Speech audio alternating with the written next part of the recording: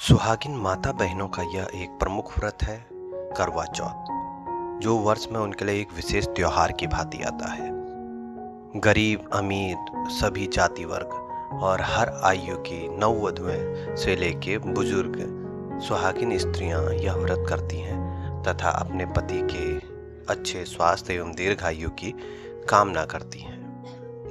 इस बार करवा चौथ का व्रत आपका 20 अक्टूबर को पड़ रहा है और दिन आपका मंगलवार है। इसके व्रत उपवास में फलाहार नहीं किया जाता है। निर्जला व्रत रखकर रात में चांद का दर्शन करके अर्घ्य देने और पूजा करने के बाद पूरी पकवानों से व्रत का पारण किया जाता है। इस व्रत में धातु या मिट्टी के करवे से चंद्रमा को अर्घ्य दिया जाता है। इन दिनों बाजार में विशेष भीड़ रहती है। बहुओं के मायके से ससुराल में फल, वस्त्र, मिठाई आदि करवा चौथ का सामान भेजा जाता है। यह व्रत कार्तिक मास की कृष्ण पक्ष की चतुर्थी तिथि को परंपरागत ढंग से प्राय सुहागन स्त्रियों द्वारा मनाया जाता है। आप करवा चौथ का व्रत करती हैं, निर्जल रूप में चंद्रमा को अर्घ्य देती हैं, पति पूजन करती हैं। लेकिन यदि आप करवा चौथ व्रत की कथा नहीं सुनती हैं, उसका श्रवण नहीं करती हैं या उसका पठन नहीं करती हैं तो आपका व्रत पूर्ण नहीं होता है।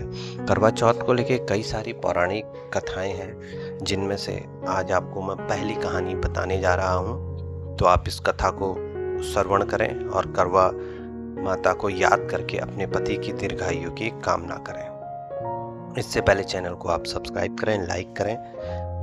प्रभु राम भक्त हनुमान हम सभी पे आशीष बनाए रखें। भक्ति ज्ञान उपाय चैनल में आपका स्वागत है। एक साहूकार के 7 बेटे और एक बेटी थी। सातों भाई बहनों में आपस में बहुत ही प्रेम था और वह सभी कार्य एक साथ करते थे। उनका रोज का नियम था, वो भोजन भी साथ बैठ के करते थे। समय बीतता गया। कुछ समय बाद बहन का विवाह हो गया। बहन का विवाह होने के पश्चात जब भी भाई भोजन करते तो उन्हें अपने बहन की बहुत याद आती और वह अनमनी मन से, बोझिल मन से भोजन किया करते थे। जब पहली बार बेटी विदा होके घर आई तो घर में खुशी छा गई। अब बहन भाई मिलके फिर से साथ में भोजन करने लगे। कार्तिक कृष्ण पक्ष में करवा चौथ का व्रत किया जाता है। घर में लड़कों की बहुएं, माँ और बहन सभी ने व्रत रखा था। शाम को सातों भाई भोजन करने बैठे तो उन्होंने देखा कि बहन तो भोजन करने आई नहीं है। वह बहन के पास गए। उन्होंने बहन से भोजन करने के लिए कहा। बहन बोली, आज वह तो चंद्रमा निकलने के बाद और चंद्रमा की पूजा करके उन्हें अर्घ्य देगी, उसके बाद ही भोजन करेगी। भाई चुप होकर भोजन करने के लिए तैयार हो गए। पर इनमें जो सबसे छोटा भाई था वह बहन से बहुत प्यार करता था। उसने सोचा कि बहन दिन भर से निर्जल व्रत कर रही है, भूखी है और चंद्रमा पता नहीं कब निकलेगा। उसके चंद्रमा निकलने तक बहन मेरी कैसे भूखी रहेगी। उसने अपने भाइयों से बात की और सबने आपसी सलाह मशवरा करके वृक्ष के सहारे एक सीढ़ी लगाई और छलनी के पीछे दीपक रखकर उसके प्रकाश को चंद्रमा बता दिया। बहन भोली थी, अपने भाइयों की बात को समझ नहीं पाई और वह चंद्रमा समझ के उसको अर्घ्य देने लगी। भाइयों ने इस तरह से बहन से अर्घ्य दिला दिया और उससे कहा कि अब चलो भोजन करते हैं। बहन ने अपने भाइयों से भी भोजन करने को कहा, किंतु उन्होंने भाइयों के द्वारा छल किया जाना बताकर ननद को भी भोजन करने से मना कर दिया। फिर भी भोली बहन ने भाइयों के बहकाने में आकर भोजन कर लिया। बहन जब भोजन करने बैठी तो जैसे ही उसने पहले निवाला निकाला तो उसमें बाल निकला। दूसरा निवाला मुंह तक पहुंचने पे कुत्ते ने कान फटफटाए, यानी कानों को हिलाया। इस तरह से 2 अपशकुनों के बाद भी बहन समझ नहीं पाई और भाइयों के साथ भोजन कर लिया। लेकिन तभी उसके ससुराल से उसके पति की तबीयत खराब होने की खबर आ गई। वह तुरंत छोटे भाई को लेकर ससुराल पहुंची। लेकिन जब तक वह ससुराल पहुंची बहुत देर हो चुकी थी और उसके पति का स्वर्गवास हो चुका था। वहां पर उसकी मौत पे कोहराम मच गया। माँ ने अपनी लड़की को ससुराल भेजते समय समझाया था कि जब वह पति के गांव पहुंचे तो घर जाते समय रास्ते में जो भी बड़े व्यक्ति और स्त्रियां मिले उनके पांव छूती जाना और आशीर्वाद प्राप्त करना।